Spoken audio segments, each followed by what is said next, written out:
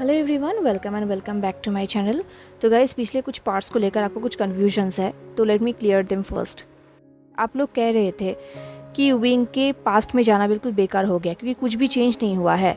तो गाइस, ये कम्प्लीटली सच तो नहीं है क्योंकि कुछ तो चेंजेस हुआ है। विंग पास्ट में गया, उसने चेंजेस किया, बट शायद आप लोग भूल रहे हैं कि विंग जब पास्ट में गया था तब वो उस मोमेंट में गया था जहाँ पर लंजा उसके भाई बहन को मारने वाला था। एकदम लास्ट मोमेंट पर। तब तक लंजा को कर्स मिल चुका था क्योंकि तब तक लंजा ने वेनशु को मार डाला था एंड वेनशु से कर्स लंजा के अंदर आ गया था।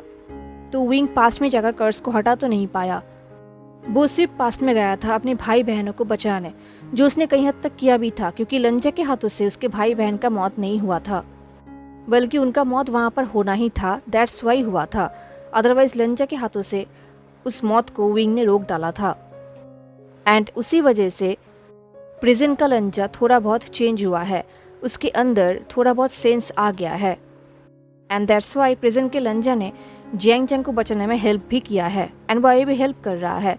तो चेंजेस तो हुआ है एंड पास्ट में ज़ेबोचुन और लंजा के बीच में ऑलरेडी रिलेशन ख़राब हो चुका था क्योंकि ज़ेबोचुन विंग को पसंद नहीं करते थे। उन्हें लगता था कि विंग एक स्पाई है, जो कि विंग था, तो ज़ेबोचुन विंग को मानना नहीं चाहते थे एंड दैट्स वाई वो लंजा को भी ये बात बोलते थे। बट ज़ेबोचुन ये कहीं भी नहीं चाहते थे कि लंजा विंग को या फिर उसके घर वालों को मार डाले। वो सिर्फ चाहते थे कि वो विंग से दूर रहे एंड वो लोग वेनशु को ख़त्म कर दे। ज़ेबोचुन बस यही विश करते थे एंड ऐसा ही हुआ था। बट इस बीच में ही उन दोनों का रिलेशन ख़राब हो गया था क्योंकि ज़ेबोचुन की वजह से लंजा एंड विंग के बीच का दूरियाँ बढ़ गया था। दैट्स वाई उन दोनों के बीच में कुछ भी ठीक नहीं था एंड वैसे भी लंजा ने जो कुछ भी किया था उन सारी चीज़ों के लिए ज़ेबोचुन कहीं ना कहीं अपने आप को ही ब्लेम करते हैं। उन्हें पता है कि इनमें उनका भी गलती है। अब सेकंड, आप में से कुछ लोग बोल रहे थे कि लंजा तो इनोसेंट है, यहाँ पर इस स्टोरी में उसे विलेन दिखाया गया है, बट उसने सिर्फ प्यार किया था, उसने कोई क्राइम नहीं किया था।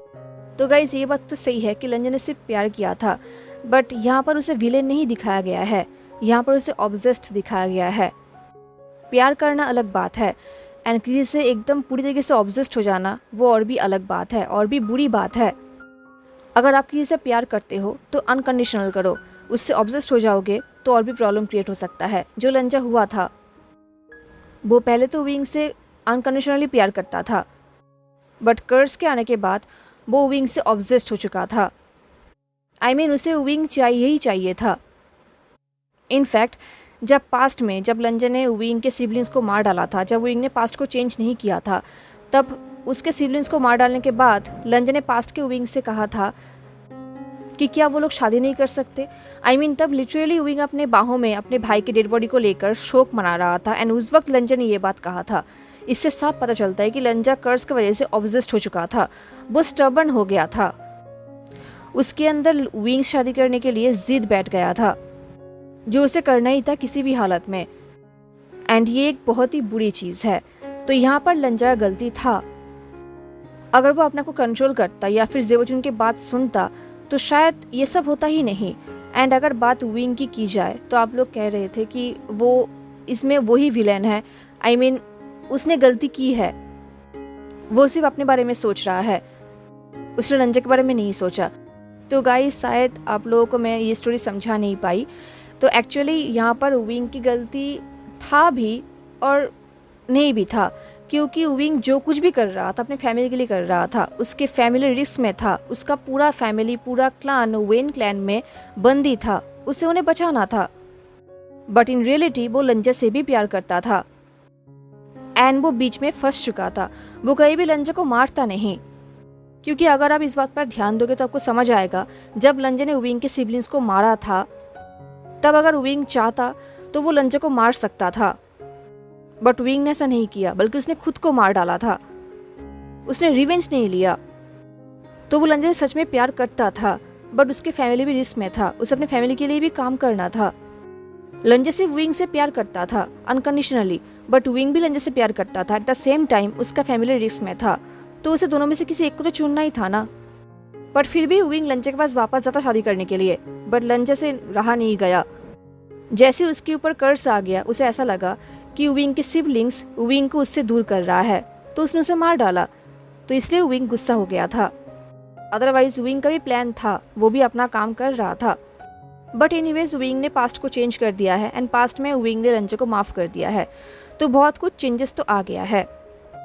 बट गाइस प्लीज़ ये मत भूलना कि विंग ने सिर्फ लास्ट मोमेंट को ही चेंज किया है, उसके पहले का मोमेंट्स अभी भी है। आई मीन लंजा का कर्स लगना एंड लंजा के जियान यान ली एंड जियांग चैंग को मारने के लिए तलवार उठाना, ये सब हुआ था। उसके बाद विंग ने चेंजेस किया है। तो मैंने ये बात इसलिए मेंशन किया अभी क्योंकि फ्यूचर में आपको स्टोरी समझने के लिए ये बात याद रखना है, ओके। एंड अगर आप ये पूछोगे कि विंग ने तो पास्ट को चेंज कर दिया है, तो लंजा को तो पास्ट भूल जाना चाहिए, न्यू पास्ट को याद रखना चाहिए। आई मीन जैसे पहले हुआ था, तो यहाँ पर लंजा को दोनों ही क्यों याद है? तो गाइज इस चीज़ को लेकर मैं थोड़ा तो कन्फ्यूज्ड हूँ, बट जितना मुझे लगता है, आई मीन मेरा पॉइंट ऑफ व्यू से मैं बता रही हूँ, इस केव के हर एक कॉर्नर को लंजा कंट्रोल करता था। आई मीन लंजा को पता होता था कि केव के किस तरफ क्या हो रहा है। अब जब विंग बार बार पास्ट में जा रहा था एंड चेंजेस कर रहा था, तो लंजा को पता हो रहा था कि ऐसा हो रहा है, क्योंकि लंजा वहाँ का एम्परर था, वो हर एक चीज़ कंट्रोल करता था। शायद विंग के पास्ट में जाना भी लंजा के ही कंट्रोल में था, ऐसा मुझे लगता है। तो विंग ने जो कुछ भी चेंजेस किया है, शायद लंजा को वो पता है, दैट्स वाई उसे ये चेंजेस भी पता है। वो पहले ये सब विंग को नहीं बोल पा रहा था, बट वो अब वो बोल पा रहा है। एंड विंग के चेंजेस करने के बाद शायद लंजा को अपने किए कर्मों के ऊपर अफसोस हो रहा है, दैट्स वाई वो विंग को हेल्प कर रहा है जियांग चैंग को बचाने के लिए। उसे अपनी गलती का एहसास हो चुका है। एंड वैसे भी हम ये भूल नहीं सकते कि हुआ चेंग बेसिकली लंजा का दोस्त था। तो अगर हुआ चेंग विंग को हेल्प कर रहा, तो इसका मतलब वो लंजा के कहने पर ही कर रहा था, क्योंकि विंग को मारने के बाद, आई मीन विंग का डेथ हो जाने के बाद, लंजा ने हुआ चेंग को बुलाया था एंड उसने उससे कहा था कि आफ्टर लाइफ में वो विंग से मिले, उसे ढूंढे। आई होप आपको ये सीन याद है। ये सीन तब का है जब जिंगी को पता चला था कि लंजा ने विंग के सिबलिंग्स को मार डाला है एंड विंग ने अपने आप को ख़त्म कर दिया है। तब लंजा ने हुआ चेंग को बुलाया था, हुआ चेंग जो कि वहाँ पर ही था। तो तब हुआ चेंग को लंजा ने रिक्वेस्ट किया था एंड उसी रिक्वेस्ट के वजह से ही हुआ चेंग ने विंग का मदद किया है। तो इसका मतलब लंजा को पहले से ही पता था कि विंग चेंजेस कर रहा है, तो शायद दैट्स वाई उसे पास्ट याद है। आई मीन दोनों पास्ट ही याद है, ओके। आई होप मैं आपके सारे डाउट्स को क्लियर कर चुकी। अगर आपको और भी कोई कन्फ्यूजन्स या फिर क्वेश्चंस है तो स्टोरी एंड होने के लिए वेट करना। अगर तब भी आपका कन्फ्यूजन्स दूर नहीं हुआ तो मैं आपका आंसर दे दूंगी, ओके। चलिए शुरू करते हैं आज का पार्ट। तो लास्ट पार्ट में हमने देखा था कि लंजा विंग एंड जियांग चैंग के साथ साथ लान जिंगी एंड लान सिचेन भी जिंदा थे एंड फाइनली विंग को वो मिल ही गए।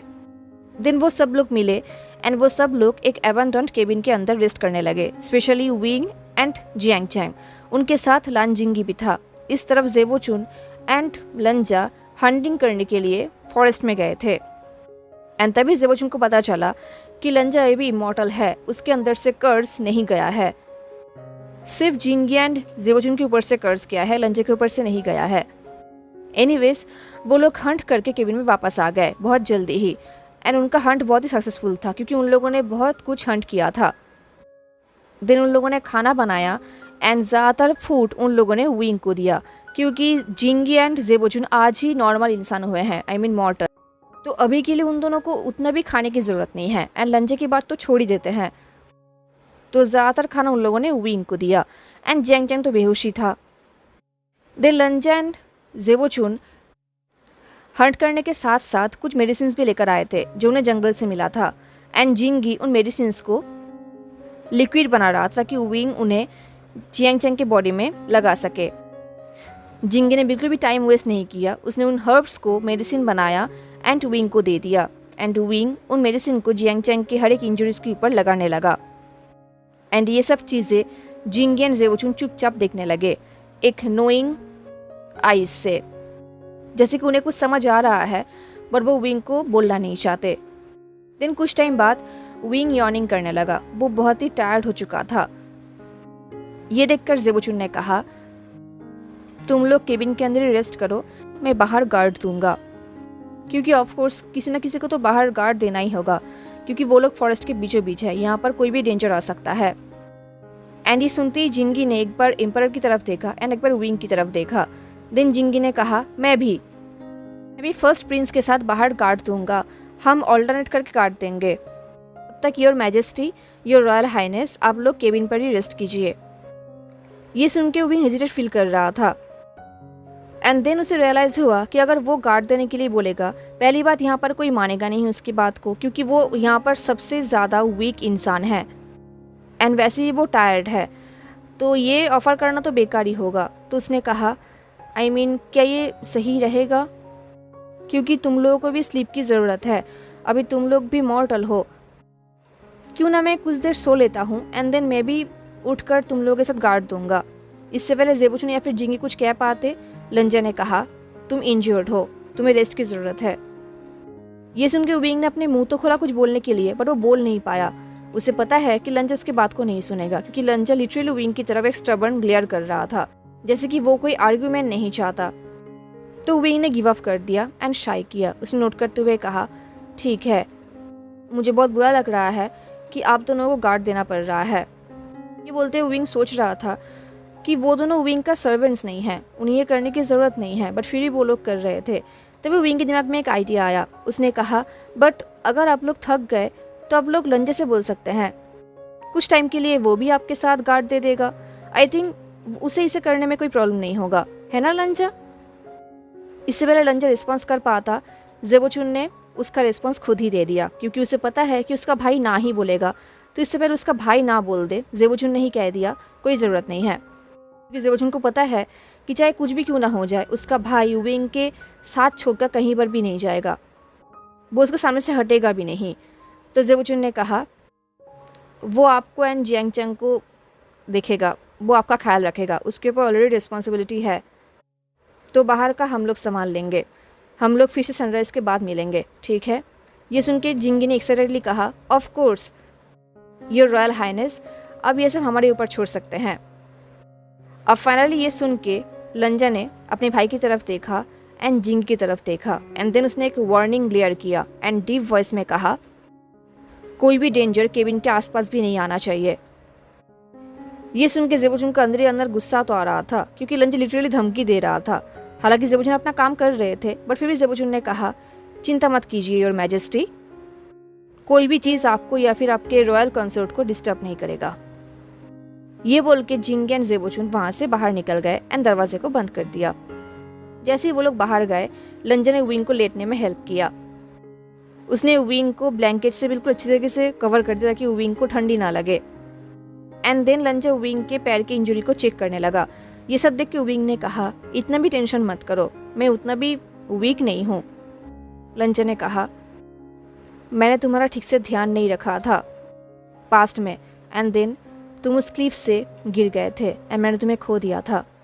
ये बोलते हुए लंजा के वॉइस में एक रिग्रेट था, उसकी आंखों में भी एक रिग्रेट था। ये सुन के विंग ने कहा लंजा ये सब तुम्हारा फॉल्ट नहीं था, तुम्हें ये सब। इससे पहले विंग कुछ कर पाता, विंग ने देखा कि लंजा का फेस सच में बहुत ही सीरियस है।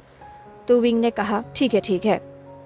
ये बोल के विंग ने एक सॉरी स्माइल किया। उसने कहा एटलीस्ट अभी तुम मेरे पास तो आओ, तुम्हारी वजह से मैं थोड़ा वार्म फील कर सकता हूँ।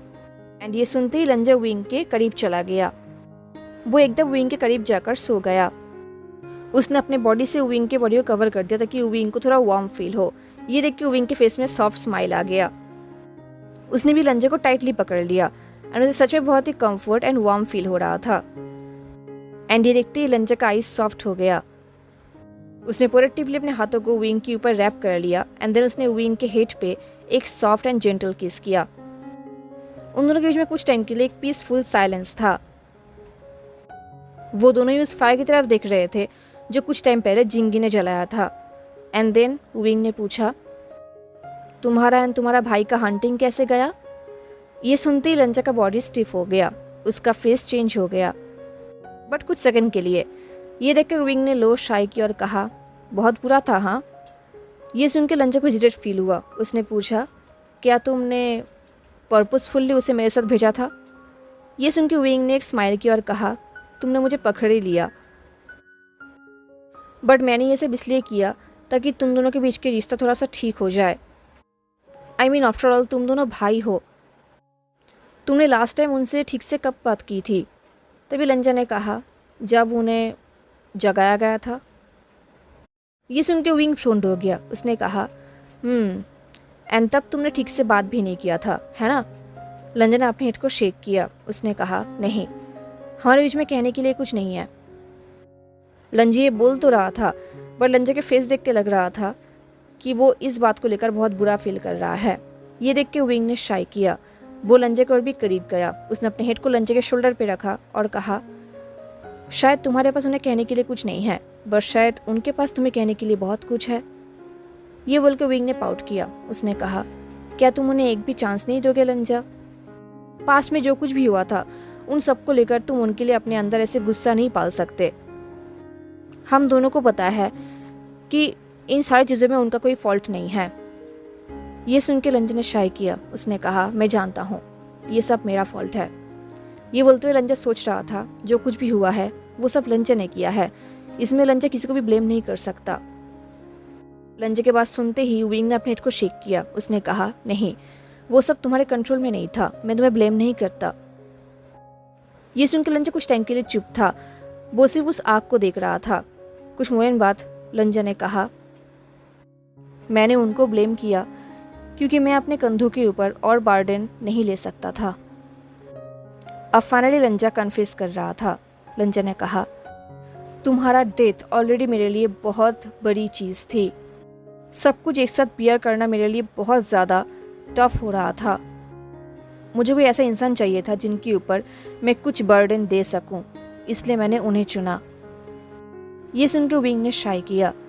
वो लंजे के चेस्ट में अपने हाथ को फेरने लगा। उसने कहा, मैंने ऑलरेडी ये गेस कर ही लिया था। सीचिंगा भी बहुत स्मार्ट है। आई एम श्योर उन्हें पता है कि तुमने ये सब क्यों किया है, बट अगर तुम उनसे खुद जाकर ये सब बात बोलोगे तो आई थिंक तुम दोनों के बीच का रिश्ता थोड़ा बहुत ठीक हो जाएगा। ये सुनकर लंजा कुछ टाइम के लिए चुप था। उसने अपने फेस को विंग से टर्न कर लिया। वो बस यही होप कर रहा था कि विंग इस टॉपिक को अब जाने दे, क्योंकि वो अब इस बारे में बात नहीं करना चाहता था। बट उसे ये भी पता था कि विंग इस टॉपिक को जाने नहीं देगा इतने आसानी से, एंड वो इसको लेकर विंग के ऊपर गुस्सा भी नहीं कर सकता। वो जानता है कि विंग का कंसर्न जायज़ है, बट लंजा के पास अभी कोई आंसर नहीं था। तो कुछ टाइम बाद लंजा ने कहा, मैं सोचूंगा इसके बारे में, बट अभी के लिए ये मेरा प्रायोरिटी नहीं है। विंग को लगा अभी के लिए ये आंसर सही रहेगा, तो उसने नोट किया एंड स्माइल किया। उसने कहा, मेरे लिए अभी के लिए यही काफ़ी है। बोलते हुए विंग सोच रहा था, पहले उन्हें यहाँ से निकलना होगा एंड देन उसके बाद फ्यूचर में उसे बहुत चांस मिलेगा दोनों भाई को ठीक करने के लिए। ये सोचते हुए विंग ने चेयरफुली लंजे से कहा, मैं चाहता हूँ कि जिंगी एंड सिचिंगा भी हमारे साथ मेरे घर चले, क्योंकि वो लोग भी इस मॉडर्न सोसाइटी में बिल्कुल न्यू हैं। उन्हें मेरी हेल्प की ज़रूरत पड़ेगी, एंड वैसे भी तुम्हारे साथ तुम्हारे वर्ल्ड का कोई कंपनी तो रहेगा, तुम्हें भी बहुत आसानी होगी। ये सुनकर लंजा ने विंग की तरफ देखा। उसने कहा, मुझे लगा था कि तुम मुझे कंपनी दोगे। ये सुनकर विंग ने आई रोल किया। उसने कहा, हाँ, बट तुम्हें फ्रेंड्स की भी ज़रूरत पड़ेगी लंजा। लंजा ने कहा, नहीं, मेरे लिए विंग ही काफ़ी है। ये सुनकर विंग सोच रहा था, ये डैम स्टबर्न एम्परर, बट अभी विंग आर्ग्यू नहीं करना चाहता था। तो उसने कहा, वॉट एवर, बट फिर भी उन्हें हमारी हेल्प की ज़रूरत पड़ेगी, एंड वैसे भी वो लोग तुम्हारे फैमिली में एकलौता इंसान है। तुम लोग लिटरली ब्लड रिलेटेड हो। तुम अपने फैमिली को ऐसे अबैंडन नहीं कर सकते। अब ये सुनने के बाद लंजा के पास कोई आंसर नहीं था डिनाई करने के लिए, तो वो कुछ टाइम के लिए बिल्कुल चुप ही था, बट फिर भी वो अभी तक कन्विंस नहीं था। ये देख के विंग सोच रहा था, अगर लंजा इतना हैंडसम नहीं होता तो वो कब तक उसके ऊपर गिव अप कर देता। ये सोचते हुए विंग ने एक हेल्पलेस शाय किया। उसने अपने हाथों को लंजे के चीक में रखा और उसके चीक को पिंच किया। उसने कहा, योर मैजेस्टी, तुम सिर्फ मुझे अपना पूरा वर्ल्ड नहीं बना सकते। इस वर्ल्ड में और भी लोग हैं जिन्हें तुम्हारी ज़रूरत है। ये सुनकर लंजा ने एक डिसएग्रीमेंट फेस किया, एंड वो भी अपने प्यार के साथ ऐसे आर्ग्यूमेंट नहीं करना चाहता था। उसने कहा, वो लोग इम्पोर्टेंट नहीं हैं। ये सुनकर विंग ने शाय किया। वो लंजा के हेयर के ऊपर अपने हाथों को फेरने लगा। उसने कहा, वेल, तो अभी तुम्हारा प्रेजेंट प्रायोरिटी क्या है mister I am too busy for my family affairs. ये सुनकर लंजा ने विंग को भी करीब खींचा और उसे टाइटली हग कर लिया। उसका आइज सॉफ्ट हो गया। उसने कहा, तुम्हारे साथ मेरा टाइम स्पेंड करना, हमने जो भी टाइम वेस्ट किया है उन सबको मेकअप करना, एंड ऑफ कोर्स ये सब सुनने के बाद अब विंग लंजा के ऊपर गुस्सा कैसे कर सकता है। तो विंग ने स्माइल किया, उसका हार्ट मेल्ट हो रहा था। लंजा को अच्छी तरीके से पता है कि विंग का हार्ट मेल्ट कैसे किया जा सकता है। विंग यही सोच रहा था। लंजा ने अपनी आंखें बंद किया एंड अपने फॉरहेड को विंग के फॉरहेड में रखा। देर लंजा ने एक डीप ब्रेथ लिया। उनके बीच में एक लॉन्ग साइलेंस था जो कि बहुत पीसफुल था। देर लंजा ने विस्पर करते हुए पूछा, क्या तुम पेन में थे? ये सुनकर विंग सरप्राइज्ड हो गया। ये क्वेश्चन कहाँ से आया? उसने कहा, हाँ। विंग को समझ नहीं आ रहा था। लंजा ने पूछा, जब पास्ट में उस बैटल फील्ड में तुमने अपने आप को ख़त्म कर दिया था? जब लंजी ये बोल रहा था उसका वॉइस इतना लो था कि अगर वहाँ पर कोई और होता तो उन्हें सुनाई भी नहीं देता। लंजा ने कहा, तुमने अपने आप को पूरी तरीके से ख़त्म कर दिया था। इतना ख़त्म कर दिया था कि मेरे पास तुम्हें दफन करने के लिए कुछ था भी नहीं। मेरे पास तुम्हारा कुछ भी नहीं था जिसे देखकर मैं अपने पेन को सहला सकूं, मैं शोक मना सकूं। क्या वो तुम्हारे लिए बहुत पेनफुल था? ये सुनकर विंग को अंदर अंदर एक्सट्रीमली पेन हो रहा था। उसे समझ नहीं आ रहा था कि लंजा भी इस बात को क्यों बोल रहा है। विंग ने कहा, लंजा ये सब तो, ये बोलकर विंग चुप हो गया। बट वो बोलना चाहता था कि ये सब तो पास्ट की बात है। बट ऑफकोर्स लंजे के लिए पास्ट नहीं है। लंजे के लिए ये सबसे दर्दनाक सीन है। ये कभी भी पास्ट नहीं हो सकता। लंजे ने विंग को और भी टाइटली पकड़ लिया। लंजे के आंखों से आंसू निकल रहा था। उसने कक्कावते हुए वॉइस से पूछा, क्या वो इंसान तुम ही थे जो उस टाइम मारा गया था? विंग समझ गया था कि लंजा पास्ट के विंग के बारे में पूछ रहा है कि क्या पास्ट का विंग यही विंग था। बट ऑफ कोर्स यही विंग था। हालांकि विंग का कुछ भी याद नहीं है, बट पास्ट का विंग भी यही विंग था, अदरवाइज वो लौटता ही क्यों। बट विंग ने ये बात नहीं कहा। विंग ने कहा, वो तुमसे बहुत प्यार करता था, इनफैक्ट अपने आखिरी दम तक। ये सुनकर लंजा का ब्रीथिंग ऑलमोस्ट रुक ही गया था। उसका आंखों से आंसू निकलने लगा। उसने कहा, क्या सच में? विंग ने कहा, हाँ। विंग श्योर इसलिए था क्योंकि जब विंग अपने पास्ट के बॉडी में लौटा था तब उसने उसकी फीलिंग को देखा था। पास्ट के विंग के अंदर बहुत सारे इमोशंस थे। उनमें से लव भी था, हेट भी था, रिग्रेट भी था एंड गिल्ट भी था। एंड ऑफ कोर्स पास्ट का विंग लंजा से एक्सट्रीमली प्यार करता था, इसमें कोई भी डाउट नहीं है। विंग ने विस्पर करते हुए कहा, वो तुमसे इतना प्यार करता था कि वो खुद को हेट करने लगा था। ये बोलते हुए विंग ने अपनी आंखें बंद कर लिया। उसने कहा, इनफैक्ट अपने आखिरी टाइम पर भी वो तुमसे प्यार करता रहा। वो तुमसे इतना प्यार करता था कि वो तुमसे हेट ही नहीं कर पाया, चाहे तुमने कितना भी कुछ क्यों ना कर लिया हो। एंड दैट्स वाई उसे बहुत हर्ट फील हो रहा था। एंड दैट्स वाई उसे जाना ही था। एंड दैट्स वाई उसने अपने आप को ख़त्म कर दिया, क्योंकि वो इस फीलिंग को लेकर जी नहीं पाता था। ये सुनकर लंजे की आंखों से आंसू निकलने लगा। थाउजेंड ऑफ ईयर्स के चीज़ को वो अभी सुन रहा था। जिस आंसर के लिए वो इतने टाइम से जी रहा था उसे वो अभी मिल रहा था। लंजे ने कहा, तुम तब भी मुझे प्यार करते थे। इनफैक्ट मैंने इतना कुछ कर दिया था फिर भी तुम मुझसे प्यार करते थे।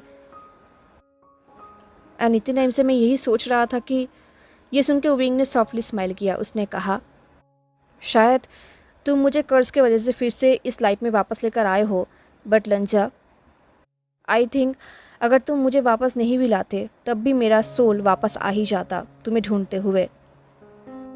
चाहे कितना भी टाइम क्यों ना बीत जाता, बट मेरा सोल वापस आता। अब लंजा विजिबली रो रहा था, बट साइलेंटली।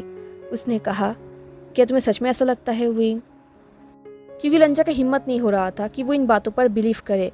वो यही सुनना चाहता था, वो यही जानना चाहता था, उसके लिए ये सपना था। एंड अभी विंग वही चीज़ उसे बोल रहा था जो वो सुनना चाहता था, जिसके लिए वो वेट कर रहा था। लंजा को लगता था कि डेस्टिनी उनके लिए क्रूएल हो रहा है, बट विंग सच में वही बात बोल रहा था जो लंजा मन से सुनना चाहता था। इसलिए लंजा बिलीव करने से डर रहा था। विंग ने लंजा के फेस को अपने हाथों से पकड़ लिया। वो अपने थंब से लंजा के टीयर्स को वाइप कर रहा था। उसने कहा, लंजा तुम फेट को चेंज नहीं कर सकते एंड मेरा फेट तुम हो। अब लंजा बहुत रो रहा था, उसके लिप्स भी कांप रहे थे, वो इतना रो रहा था। विंग की ये 3 सिंपल वर्ड्स लंजा के लिए सब कुछ था। विंग ने स्माइल किया एंड कहा, अगर यूनिवर्स हम दोनों को बहुत दूर भी कर देते तब भी मैं तुम्हारे पास वापस आ ही जाता, कोई ना कोई रास्ता ढूंढकर। कोई भी कर्स, कोई भी डेथ, इस वर्ल्ड का कोई फोर्स मुझे तुमसे अलग नहीं रख सकता और ना ही मुझे तुम्हारे पास लौटने से रोक सकता है, क्योंकि तुम हमेशा से ही मेरा घर थे, हो एंड हमेशा रहोगे। ये सुनकर लंजा जितना शॉक्ड था उतना ही रो रहा था। आई मीन ये कैसे पॉसिबल हो सकता है? विंग उसका ड्रीम पूरा कर रहा था, उसके सोल को शांति मिल रहा था। उन दोनों के लिए एक दूसरे का प्यार कितना इनोसेंट है, कितना अनकंडीशनल है। लंजा ने इमीडिएटली विंग को डेस्परेटली टाइटली हग कर लिया। विंग ने भी लंजा को हग कर लिया। उसने कहा, फ्यूचर में चाहे कुछ भी क्यों ना हो जाए, हम सब कुछ एक साथ फेस करेंगे। मैं हमेशा तुम्हारे साथ रहूँगा, हमेशा। एंड अगर तुम कहीं भी भूल गए कि तुम कौन हो, जस्ट मेरी तरफ देख लेना एंड तुम्हें याद आ जाएगा कि तुम कौन हो एंड तुम हमेशा मेरे पास वापस आ जाओगे। सिर्फ इस लाइफ टाइम में ही नहीं, बल्कि अगले हर एक लाइफ टाइम में हम दोनों एक साथ रहेंगे, दोनों कहीं भी अलग नहीं होंगे। अब लंजा विजिबली रो रहा था जोर जोर से। लंजा ने पूछा, तुम इतने सालों से कहाँ पर थे? ये सुनकर विंग लंजा को बोलना चाहता था कि डेथ के बाद 1000 of years वो लंजा से दूर भागने की कोशिश कर रहा था एंड ये करने में उसने बहुत टाइम वेस्ट कर दिया है। ऑफ कोर्स उसने ये बात लंजा से नहीं कहा एंड लंजा ने भी विंग से आंसर नहीं मांगा। वो बस रोते हुए विंग की तरफ देख रहा था एंड धीरे धीरे उसका आइस विंग के लिप्स के ऊपर गया। उसने अपने फिंगर से विंग के लिप्स को टच किया। वो विंग से कुछ पूछना चाहता था एंड उसे लग रहा था शायद ये क्वेश्चन पूछने के लिए यही सही टाइम रहेगा। तो उसने विस्पर करते हुए कहा, क्या मैं तुम्हें किस कर सकता हूँ? एंड ऑफ कोर्स लंजा उससे परमिशन मांग रहा था, क्योंकि इस लाइफ टाइम में उन लोगों ने दूसरे को टच नहीं किया था एंड अगर उन लोगों ने अभी किस किया तो ये उनका फर्स्ट किस होगा। एंड पता नहीं कब से लंजा इस चीज़ के लिए वेट कर रहा था एंड अपने आप को कंट्रोल कर रहा था। तो ये क्वेश्चन सुनते ही विंग का हार्ट बीट फास्ट हो गया। उसने लंजा के आइस की तरफ देखा। उन दोनों का फेस एक दूसरे के बहुत ही करीब था, बस कुछ ही इंचेस की डिस्टेंस था। विंग ने लंजा के लिप्स की तरफ देखा एंड नोट किया एंड लंजा अब अपना पेशेंस खो चुका था। वो विंग की तरफ लीन्ड हुआ एंड देन वो सॉफ्टली विंग के लिप्स में किस करने लगा।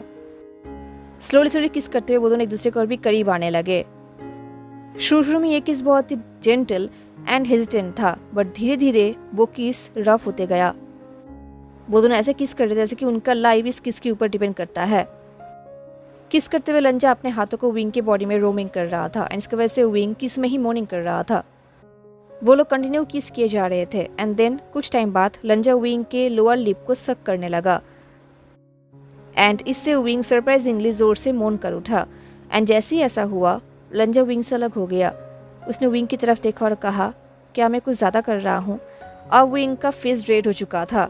आई मीन उसने जिस तरीके से साउंड किया था, मॉर्निंग किया था, उसे एम्बेरस फील हो रहा था। उसने अपने हेड को शेक करते हुए कहा, नहीं, मैं बस प्रिपेयर्ड नहीं था।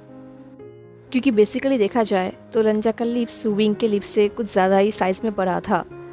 एट द सेम टाइम बहुत वार्म भी था। विंग एंजॉय कर रहा था। अगर वो लोग कंटिन्यू करते रहे तो विंग अपने आप को सरेंडर कर देता। लंजा अपने हाथ को विंग के फेस में फहराने लगा, उसके लिप्स में। वो उसके लिप्स के सॉफ्टनेस को फील करने लगा एंड देन फिर से लंजा विंग को किस करने लगा एंड उसके लोअर लिप को सक करने लगा। उसके लोअर लिप को सक करते हुए लंजा बोलने लगा, तुम कितने। ये बोलकर लंजा चुप हो गया। उसने विंग की तरफ देखा। अब लंजा गोल्डन आइज बहुत हार्ड हो चुका था। लस्ट एंड डिजायर की वजह से ब्लैक हो रहा था, डार्क हो रहा था। उसने कहा, कितने ब्रेकेबल हो इस बॉडी में। अब ये सुन के विंग अपने लिप्स को बाइट करने लगा। उसे शाई फील होने लगा। उसने अपना आइस को टर्न कर लिया। आई मीन लंजा इतने बोल्ड स्टेटमेंट को ऐसे कैसे बोल सकता है उसे। सच में विंग एक वर्जिन की तरह बात कर रहा है। वैसे लॉजिकली देखा जाए तो वो वर्जिन ही है इस बॉडी में। हालांकि वो पास्ट में जाकर लंजा से एक हो चुका है, बट अभी उसे बहुत रियल फील हो रहा था अपने बॉडी में। विंग के डिस्कम्फर्ट को देखकर लंजा इमीडिएटली विंग से अलग हो गया। उसका आइस फिर से नॉर्मल हो गया, सॉफ्ट हो गया। उसने कहा, आज के लिए इतना ही काफ़ी है।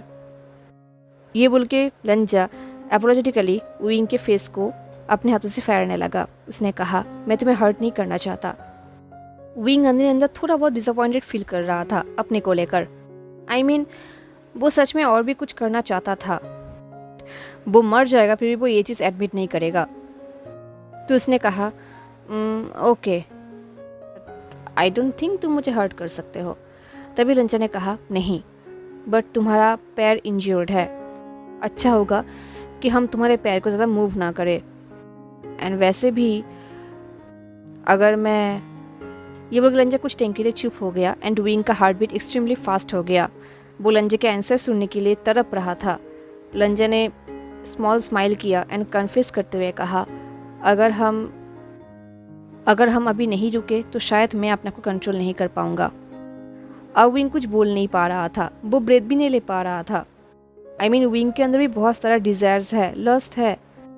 वो डेस्परेटली ये चाहता था, बट शायद अब वो चांस जा चुका है। तभी लंजा ने कहा, सो जाओ माय स्वीट हार्ट, तुम सो जाओ एंड मैं तुम्हें ऐसे ही देखूंगा। विंग ने अपने हाथों को लंजे के ऊपर रैप कर लिया एंड अपने हेड को उसने उसके चेस्ट में रखा। एंड देन देखते देखते लंजे के बाहों में वो सो गया। वो अपने आप को यही समझाता रहा कि उनके पास फ्यूचर में बहुत सारा मौका आएगा, अभी के लिए उसे रेस्ट करना चाहिए। अब नेक्स्ट डे फाइनली वो लोग विंग के मार्किंग के थ्रू उस फॉरेस्ट से बाहर निकल गए। अब वो लोग मेन रोड के सामने आ गए थे एंड यहाँ पर आके विंग को बहुत अच्छा फील हो रहा था। बहुत दिनों बाद वो कुछ मॉडर्न देख रहा था। उसने स्माइल किया एंड वो अपने आप से ही कहने लगा, अब फाइनली घर जाने का टाइम आ गया है।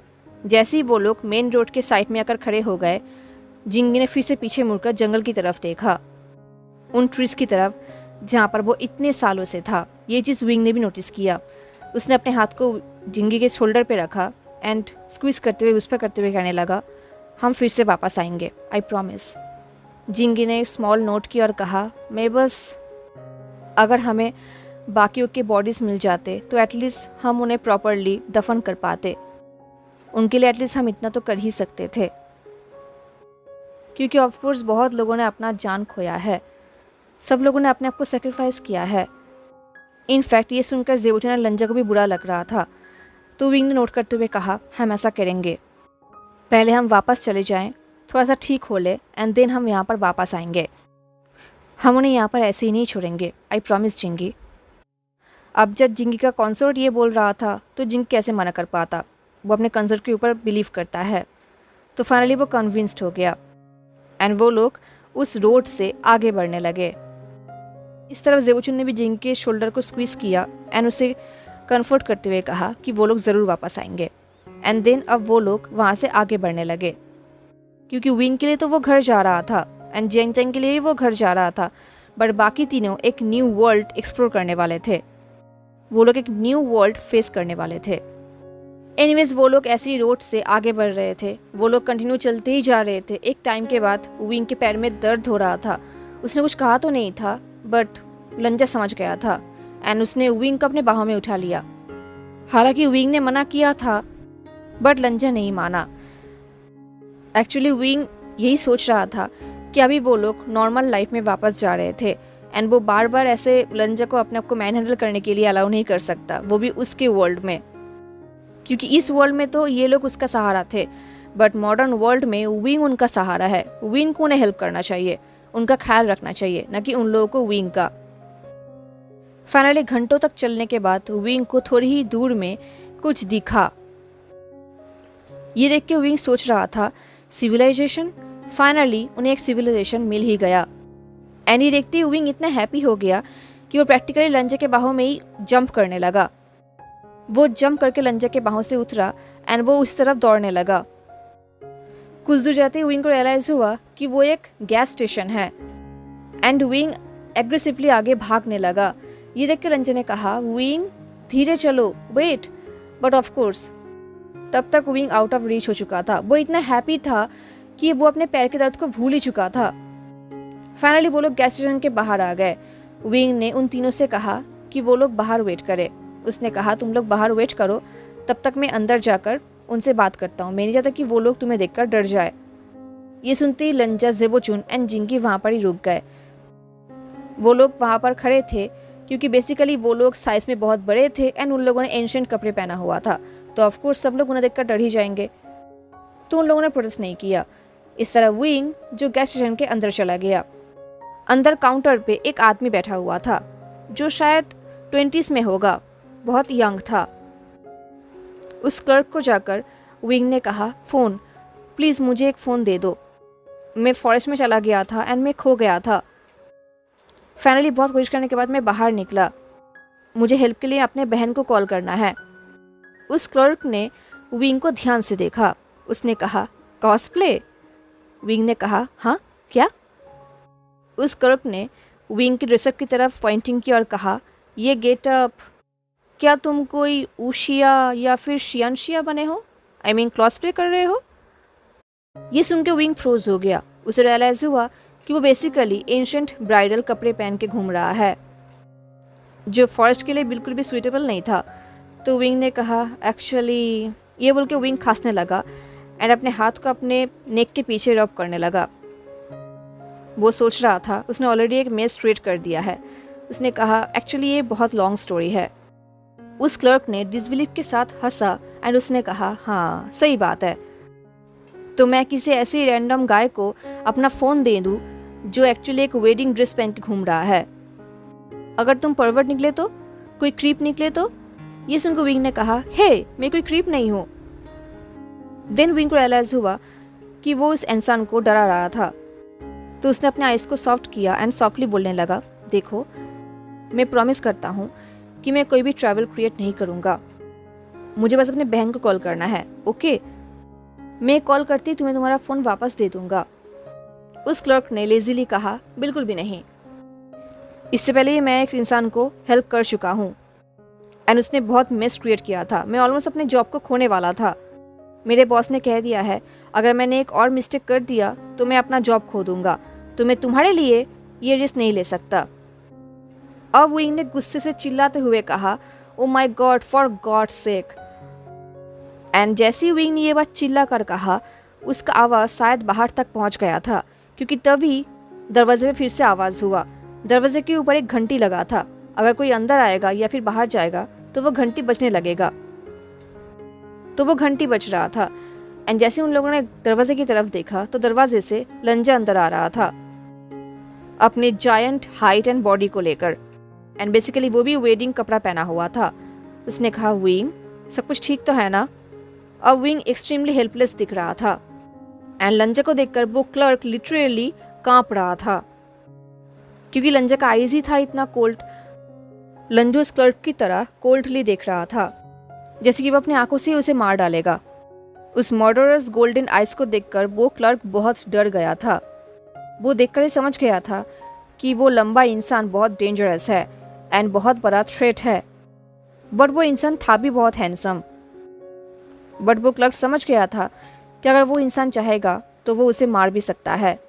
एनीवेज लंजा विंग के पास आया एंड विंग के पास आते ही उसका वॉइस एंड आइज सॉफ्ट हो गया। उसने कहा, विंग। विंग ने कहा, ये मुझे अपना फ़ोन नहीं दे रहा, मैं अपने बहन को कॉल नहीं कर पा रहा। ये बोल के विंग ने पाउट किया। तो लंजा ने कहा, फ़ोन? फिर लंजा को याद आया कि विंग ने एक बार आयुअन को एक छोटा सा डिवाइस दिया था जिससे आयुअन खेल रहा था, इसका मतलब वही फ़ोन होगा। तो लंजा ने उस क्लर्क की तरफ देखा। उसने उसे डीप वॉइस से कहा, तुम उसे अपना फ़ोन नहीं दोगे? एंड ऐसा क्यों? वो क्लर्क लिटरली कांप रहा था, वो अपने आप को डिफेंड करना चाहता था। उसने कहा, ऐसे कोई बात नहीं है, एक्चुअली हमारे यहाँ पर एक प्रोटोकॉल्स है एंड आप देख ही सकते हैं कि इससे पहले वो क्लर्क और कुछ कह पाता, फिर से दरवाजे के बेल पे आवाज़ हुआ एंड वो क्लर्क चुप हो गया। उन लोगों ने दरवाजे की तरफ देखा तो दरवाजे से एक और जायंट इंसान अंदर आ रहा था, एक एंशिएंट कपड़े पहनकर। ऑफ कोर्स वो ज़ेबोचुन था, वो भी लंचे के साइज के ही था। तो उसे देखकर वो क्लर्क सोच रहा था, व्हाट द हेल, हो क्या रहा है? दो जायंट इंसान ज़ेबोचुन ग्रेसफुली अंदर आ रहे थे। उनके फेस में एक स्माइल था, बट वो एक्चुअली स्माइल नहीं दिख रहा था। उन्होंने क्लर्क की तरफ देखा और कहा, क्या कोई प्रॉब्लम है? वो ये नॉर्मली तो बोल रहे थे, पर उनके वॉइस में क्लियरली एक थ्रेट था। अब वो क्लर्क अपने आप को रोक नहीं पाया। उसने इमीडिएटली कपकपाते हुए हाथों से अपने पॉकेट से फ़ोन निकाला एंड विंग को दे दिया। उसने कहा नहीं नहीं कोई प्रॉब्लम नहीं है, ये लो मेरा फ़ोन। तो विंग ने भी उसके हाथों से फ़ोन को ले लिया पाउट करते हुए। वो सोच रहा था ये इतना भी हार्ड नहीं था, पर फिर भी ये चीज़ करने के लिए लंजन ज़ेबोचुन दोनों को आना पड़ा। क्या ये क्लर्क उसे ऐसे ही फ़ोन नहीं दे सकता था? एनीवेज विंग ने कहा थैंक यू। ये बोल के विंग ने नंबर डायल किया एंड वो फ़ोन को लेकर साइड में चला गया। एंड ज़ेबोचुन एंड लंजा वहाँ पर ही खड़े थे। ज़ेबोचुन एंड लंजा अपने हाथों को फोल्ड कर लिया चेस्ट के पास एंड वो दोनों इंटेंसली उस क्लर्क की तरफ देखने लगे, जैसे कि वो उन्हें थ्रेट दे रहे हैं उसकी जान का। इस तरफ वो क्लर्क विजिबली वहाँ पर खड़े खड़े काँप रहा था एंड इस तरफ विंग अपने बहन को कॉल कर रहा था। 3 बार रिंग बजते उसके बहन ने कॉल उठा लिया एंड कॉल उठाते ही उसके बहन ने कहा आशियान।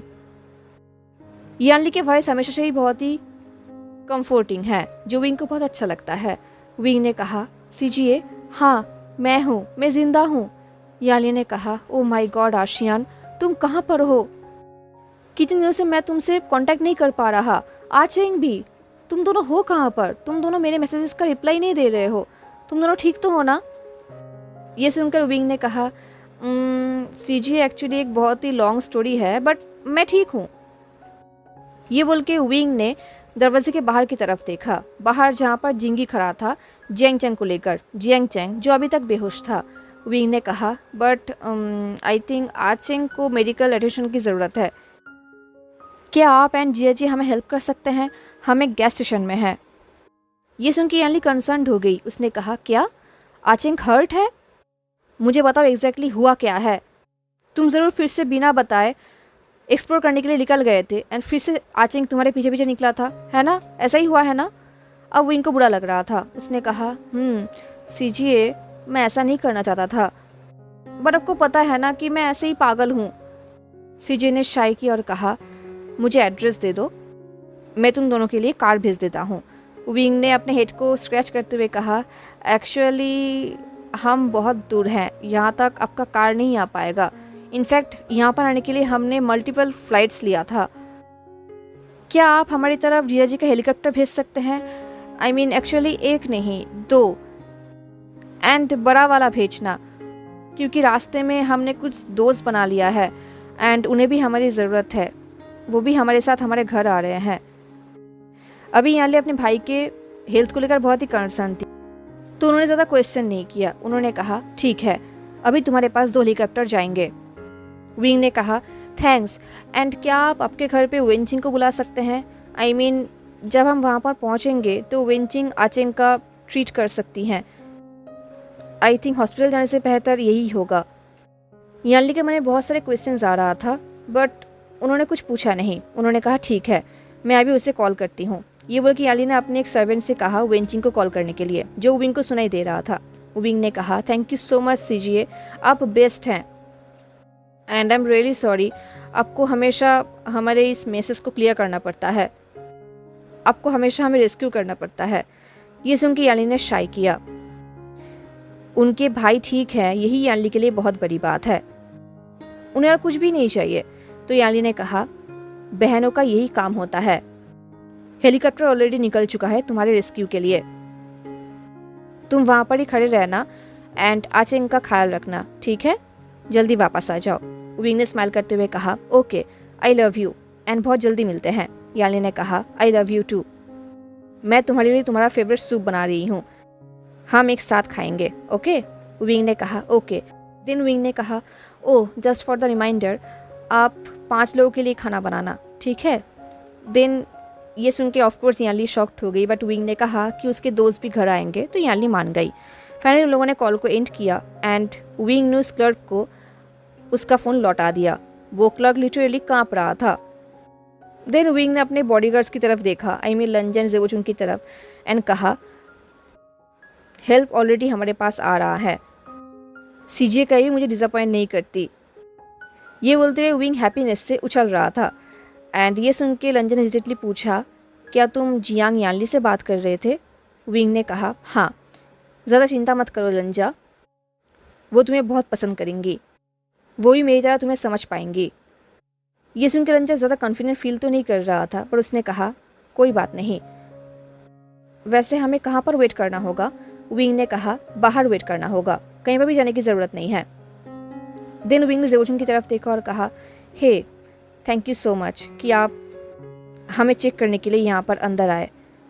जेवोचुन ने स्माइल करते हुए कहा कोई बात नहीं, आफ्टर ऑल अभी तुम हमारे फैमिली का पार्ट हो एंड फैमिली में हम ऐसे ही करते हैं। ये सुनकर लंजन अपना आइस को टर्न तो कर लिया क्योंकि उसे बिलीव नहीं हो रहा था कि जेवोचुन ये बात विंग से कह रहे हैं। लंजन ने ड्रीम्स में भी इमेजिन नहीं किया था कि जेवोचुन विंग को एक्सेप्ट कर लेंगे एंड उसे एज अ फैमिली ट्रीट करेंगे। शायद जेवोचुन भी टाइम के साथ साथ कर्ज के बाद चेंज हो गए हैं, तो अब कौन बचा चेंज होने के लिए, सिर्फ लंजा? लंजा यही सोच रहा था। तभी विंग ने स्माइल करते हुए जेवोचुन से कहा शिशेंगा थैंक यू। ये बोलते हुए विंग सोच रहा था ज़रूर पास्ट का विंग अभी बहुत प्राउड फील कर रहा होगा, उसे बहुत अच्छा लग रहा होगा। ये सोचते हुए विंग ने शाई किया एंड उसने उन दोनों से कहा चलो बाहर जाकर वेट करते हैं इससे पहले कि जिंगी बोर हो जाए। देखते देखते कुछ टाइम बाद 2 बड़े हेलीकॉप्टर्स वहाँ पर पहुँच गए जिसके अंदर Wing, Jiang Chang and in fact Jingi बहुत आसानी से चढ़ तो गए थे, बट उन 2 जाइंट लांस के लिए चढ़ना बहुत मुश्किल हो रहा था। उन लोगों को बेंड करके बैठना पड़ा था क्योंकि वो लोग इतने बड़े थे कि हेलीकॉप्टर भी छोटा पड़ रहा था। एनीवेज जिंगी खिड़की के पास बैठा हुआ था। अब वो लोग हेलीकॉप्टर में थे, स्काई में थे एंड जिंगी ऊपर से शॉक्ड होकर नीचे की तरफ देख रहा था। वो इतना शॉक्ड हो गया था, इतना हैप्पी फील कर रहा था, ये देख के विंग को बहुत अच्छा लग रहा था। इनफैक्ट जेवोचुन भी वो हेलीकॉप्टर के हर एक बटन्स, विंडोज, ये सब कुछ देख रहे थे बहुत ही एक्साइटेड होकर क्योंकि वो लोग पहली बार ये सब देख रहे थे। वो देख रहे थे कि ये सब ऑटोमेटिकली काम कैसे करता है। इस तरफ जिंगी ने कहा क्या हम इतने दूर आ गए थे? विंग ने स्माइल करते हुए कहा हाँ हम इतने दूर थे। विंग को अंदर अंदर बहुत अच्छा लग रहा था, उसे लग रहा था कि वो कुछ कर रहा है। उनके एक्साइटमेंट से विंग को बहुत हैप्पी फील हो रहा था। जिंगी लिटरली विंडो से चिपक गया था नीचे की तरफ देखने के लिए। एनीवेज कुछ टाइम बाद वो लोग जियांग यानली के मैंशन के टेरेस पे आकर उतरे। जियांग यानली एक बहुत ही बड़ा मैंशन में रहती हैं क्योंकि जिन जिशुआन एक बहुत बड़ा बिजनेसमैन है। उनका मैंशन बहुत बड़ा है एंड उनके मैंशन के हर एक कॉर्नर पे 24/7 सिक्योरिटी रहता है एंड वो लोग आउट ऑफ सिटी रहते हैं जहाँ पर ज़्यादातर लोग नहीं जा पाते, तो उनको प्राइवेसी मिलता है। जिन जिशुआन यूजुअली बिजनेस की वजह से बाहर जाता रहता है, बट उनका mansion Jiang Chang and Wing के लिए हमेशा ओपन है। वो लोग कहीं भी वहाँ पर आ सकते हैं। इसके लिए जियांग चैंग एंड विंग बहुत ही ग्रेटफुल हैं। एनीवेज वो लोग जियांग यानली के मैंशन के टेरेस पे जाकर उतरे जहाँ पर ऑलरेडी जियांग यानली वेंचिंग को लेकर वेट कर रही थी। उनके साथ साथ मेडिसिन का टीम भी था एंड कुछ सर्वेंट्स भी जो लोग उनके अराइवल के लिए वेट कर रहे थे। जैसे हेलीकॉप्टर वहाँ पर लैंड हुआ सबसे पहले लंजा उतरा एंड देन धीरे धीरे बाकी लोग। जैसे ही वो लोग जियांग चैंग को नीचे उतारे, सर्वेंट्स दौड़ के जियांग चैंग के पास एंड देन वो लोग जियांग चैंग को स्ट्रेचर में उठाकर अंदर लेके जाने लगे। जब वो लोग जा रहे थे तब जियांग चैंग के पास जियांग यानली दौड़ के आई। जियांग चैंग अभी भी बेहोश था। उन्हें ऐसे देखकर जियांग यानली की आंखों में आंसू आ गया। उन्होंने कहा आचेंग। वो अपने हाथ को अपने भाई के ऊपर फेरने लगी। उन्हें बहुत बुरा लग रहा था। वो बार बार जियांग चैंग को बुलाने लगी हेल्पलेसली। उनकी आंखों से आंसू निकल रहा था। उनके ही पास में खड़ी थी वेंचिंग जो कि एक डॉक्टर है। उन्होंने जियांग चैंग को एग्जामिन किया एंड देन वेंचिंग ने सर्वेंट्स को कहा उसे रूम के अंदर लेकर जाओ, मैं उसे वहाँ पर ही ट्रीट करूँगी। सर्वेंट्स ने वही किया एंड वो लोग जियांग चैंग को लेकर वहाँ से चले गए। वेंचिंग वहाँ से जाने ही वाली थी, पर जाने से पहले उसने विंग की तरफ देखा एंड एक वेव किया एंड देन वो भी वहाँ से चली गई। विंग के साथ साथ मेडिकल टीम भी चली गई अंदर। अब फाइनली वहाँ पर जियांग यानली एंड कुछ सर्वेंट्स खड़े थे। जियांग यानली ने अपने आंसू को पोंछा एंड देन उन्होंने विंग की तरफ देखा। उन्होंने स्माइल करते हुए कहा आशियान, फाइनली तुम वापस आ गए। ये बोल के यानली दौड़ते हुए विंग के पास गई एंड उसे टाइटली हग कर लिया। विंग ने भी अपने बहन को टाइटली हग कर लिया। फाइनली कुछ टाइम बाद यानली को रियलाइज हुआ कि वहाँ पर विंग अकेला खड़ा नहीं है, विंग के पीछे 3 और इंसान भी है। एंड जैसे ही यानली का नजर लंजे के ऊपर पड़ा, वो शॉक्ड हो गई। उनका फेस चेंज हो गया, उनकी आंखों से वो सॉफ्टनेस चला गया एंड बिटरनेस आ गया। उन्होंने अपने फिंगर को कपकपाते हुए लंजे की तरफ पॉइंटिंग किया और कहा तुम। ये बोलने के बाद यानली के स्वीट आईज अब हॉन्टेड हो चुका था, जैसे कि यानली के लाइफ का वर्स्ट नाइटमेयर अभी उसके सामने है। हेलो एवरीवन, तो कैसा लगा आपको आज का पार्ट? क्या लगता है आपको अब क्या होने वाला है? ज़रूर बताना हाँ। एंड मिलते हैं नेक्स्ट पार्ट में। तब तक take care, stay safe, bye.